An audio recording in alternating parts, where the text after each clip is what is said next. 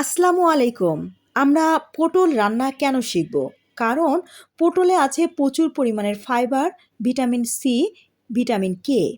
এছাড়াও পটল হজমে সাহায্য করে এবং কোলেস্টেরল কমাতে সাহায্য করে। আমাদের যাদের কোলেস্টেরল আছে তারা বেশি বেশি করে পটল রান্না করব এবং নিয়মিত পটল খাওয়ার চেষ্টা করব। তাহলে আজ আমরা সহজ একটা পটলের রেসিপি দেখে নেই। একটি পাত্রে আমি কেটে ধুয়ে রেখেছি কিছুটা পটল। পটলের মধ্যে সামান্য লবণ এবং সামান্য হলুদ দিয়ে সুন্দর করে মাখিয়ে নিতে হবে। এটি একটি খুন্তির মাধ্যমে অথবা হাত দিয়ে খুব সুন্দর করে পটলের সাথে লবণ এবং হলুদ সুন্দর করে মাখিয়ে নিতে হবে। একটি ফ্রাই প্যানে কিছুটা তেল দিয়ে দিতে হবে, পরিমাণ মতন তেল দিয়ে দিতে হবে এবং তেলটা গরম হওয়া পর্যন্ত অপেক্ষা করতে হবে।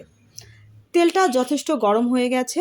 এখন একে একে যে পটলগুলো আমি লবণ এবং হলুদ দিয়ে মাখিয়ে রেখেছিলাম সেই পটলগুলো একে একে ফ্রাই প্যানের মধ্যে দিয়ে দিতে হবে।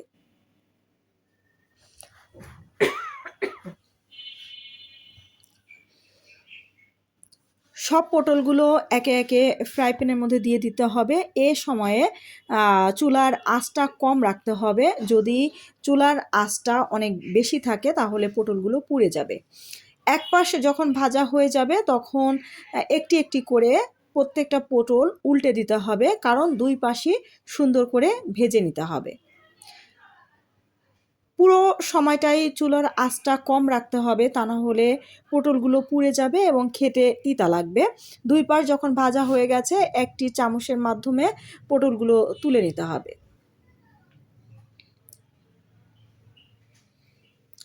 সবগুলো পটল তুলে নেওয়া হলো। অন্য একটি কড়াইতে পরিমাণ মতন তেল দিয়ে দিতে হবে। পটলগুলো কিন্তু ভেজে রেখে দেওয়া হয়েছে। এবার অন্য একটি কড়াইতে সামান্য তেল দিয়ে দিতে হবে এবং আমি কেটে রেখেছিলাম 3টা পেঁয়াজ 3টে তেলের মধ্যে অ্যাড করতে হবে।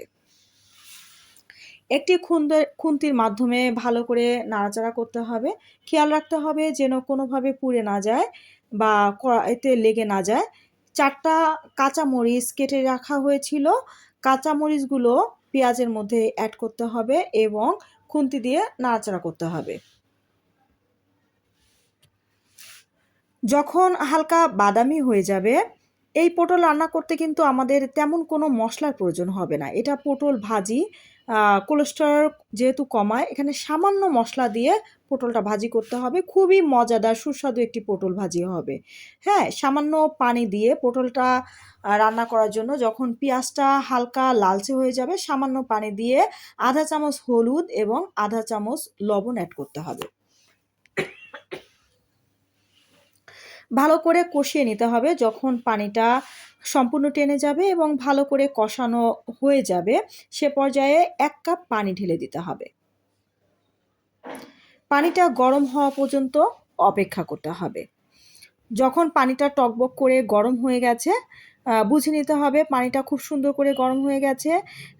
এর আগে আমরা যে পটলগুলা তেলের মধ্যে ভেজে রেখেছিলাম, পটলগুলা এই পানির মধ্যে অ্যাড করতে হবে। খুবই মজার একটি পটলের রেসিপি এবং খুবই কম মশলা দিয়ে। এটি কোলেস্টেরলের জন্য প্রচুর উপকারী হবে যেহেতু মশলাও কম এবং পটল নরমালি কোলেস্টেরলের জন্য খুবই ভালো একটা সবজি, আপনার কোলেস্টেরল কমায়।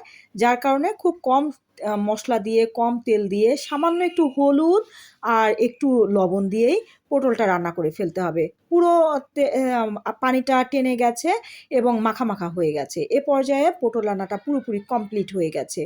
আপনি পটলটা তুলে ফেলতে হবে এবং মজা করে পরিবেশন করতে হবে, খেতে হবে। একবার হলেও ট্রাই করে দেখবেন। এটি খুবই সুস্বাদু, খুবই মজার একটি পটল রান্নার রেসিপি। 1 প্লেট ভাত আপনি হামুর গামুর করে খেয়ে ফেলতে পারবেন। সকলকে ধন্যবাদ।